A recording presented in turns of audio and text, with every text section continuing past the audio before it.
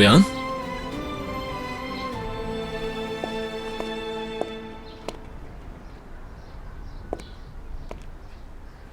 ठीक तो हो ना?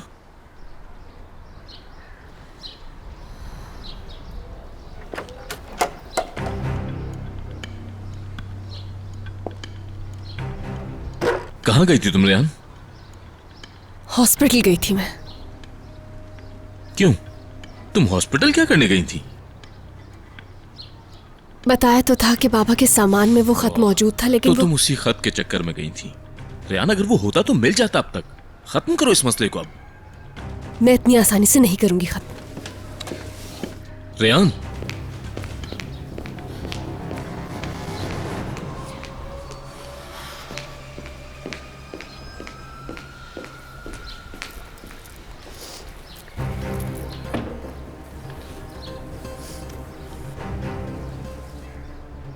क्यों रेहान? इसमें इतना इंपॉर्टेंट क्या है तुम्हारे लिए? कम से कम मुझे तो बताओ।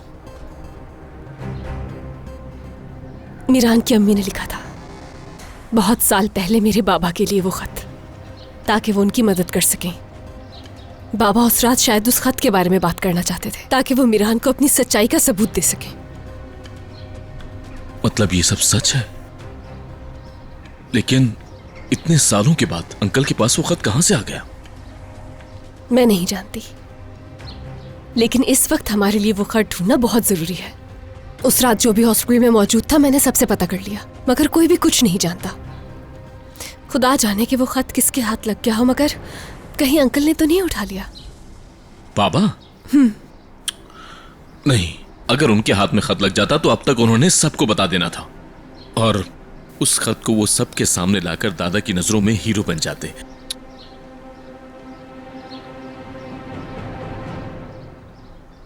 रेहान, हो सकता है कि वो बातों के दरमियान ही उनसे कहीं गिर गया हो। मेरा मतलब है, इतनी भाग दौड़ में कागज के टुकड़े पर कौन ध्यान देगा? तुम्हें नहीं लगता?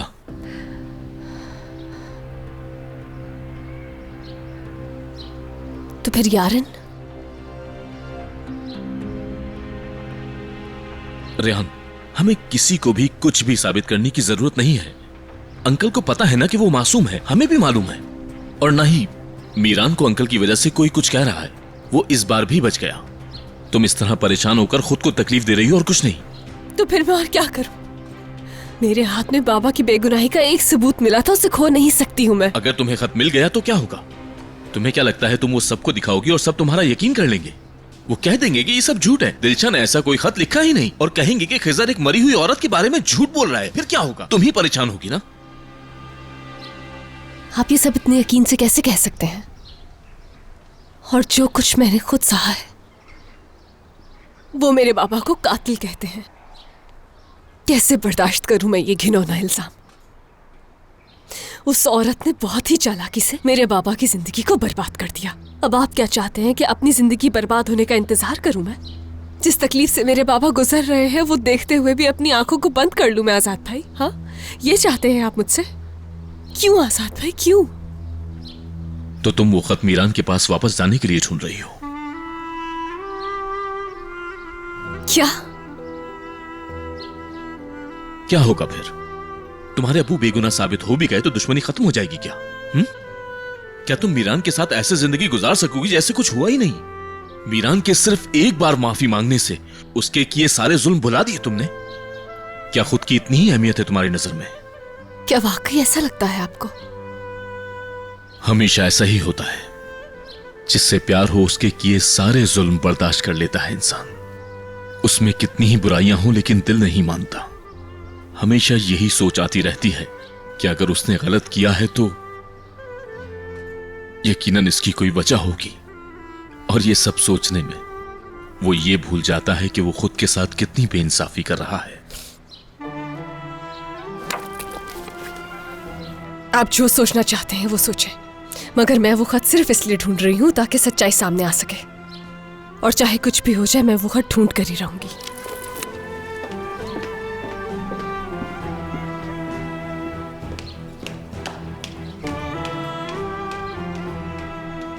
और मैं वो सब कुछ करूंगा कि तुम्हारी जिंदगी में कभी कोई परेशानी ना आए, और चाहे इसकी कोई भी कीमत हो मैं अदा करने को तैयार हूं।